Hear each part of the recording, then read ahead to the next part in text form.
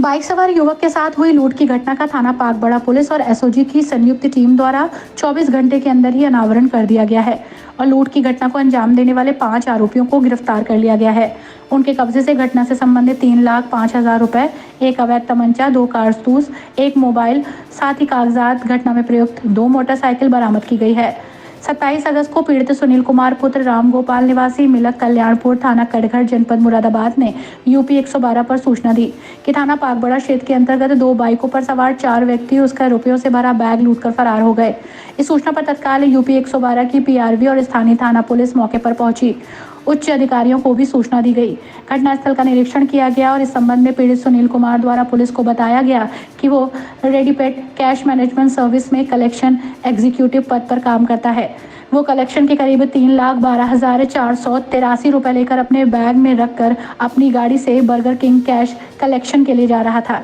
जब वो बागड़पुर अंडरपास से करीब 150 मीटर आगे सर्विस रोड पर पहुंचा तो पीछे से 2 मोटरसाइकिल आई, जिसमें एक मोटरसाइकिल पर एक व्यक्ति और दूसरे पर 3 व्यक्ति थे।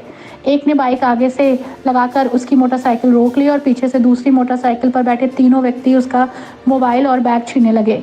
कलेक्शन के करीब 3,12,483 रुपए और अन्य आवश्यक कागजात भी थे उसमें। बैग छीनकर भाग गए। तहरीर के आधार पर थाना पागबड़ा पुलिस में मुकदमा दर्ज करते हुए आरोपियों की तलाश शुरू की।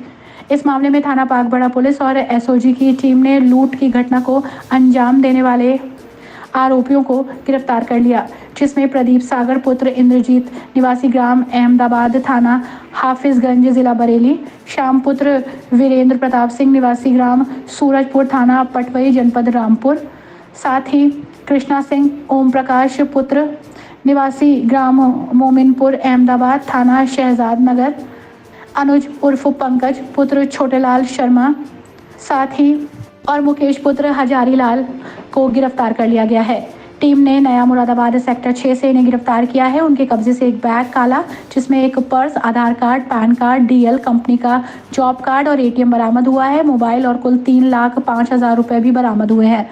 साथ ही अवैध तमंचा, 2 कारतूस और घटना में प्रयुक्त 2 मोटरसाइकिल बरामद हुई हैं। पुलिस टीम के इस सराहनीय कार्य के लिए पुलिस अधीक्षक द्वारा शाबाशी दी गई है। साथ ही 15,000 रुपए के इनाम की घोषणा भी की गई है।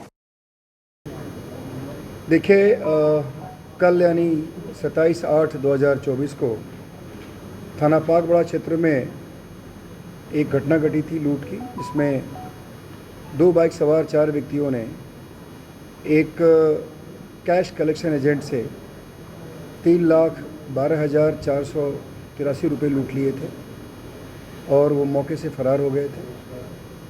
उसके बाद हम लोगों ने उसमें तत्काल एफआईआर दर्ज की और सूचना प्राप्त होने के बाद एफआईआर दर्ज होने के बाद हमारी जो सीओ हाईवे हैं और एसएचओ पागबड़ा की टीम और हमारी एसओजी की टीम, इन सभी लोगों के संयुक्त प्रयास से हम लोगों ने 24 घंटे के भीतर ही इस घटना का अनावरण किया है और इसमें 100% रिकवरी हुई है। यानी जो हमारी जितनी कैश लूटी गई थी वो लगभग 100% हम लोगों ने रिकवर कर लिया है। 2 बाइक जो उस घटना में प्रयुक्त की गई थी, दोनों बाइक बरामद कर ली गई है और जो 4 लोग मौके से लूटने वाले थे और एक व्यक्ति जिसने पूरी इस घटना को कॉन्स्पायर किया था, जिसके टिप ऑफ पे ये घटना कारित की गई थी, उसको भी गिरफ्तार किया गया है। इस प्रकार जो कैश जो लूटी गई थी वो 100% बरामद हो गई।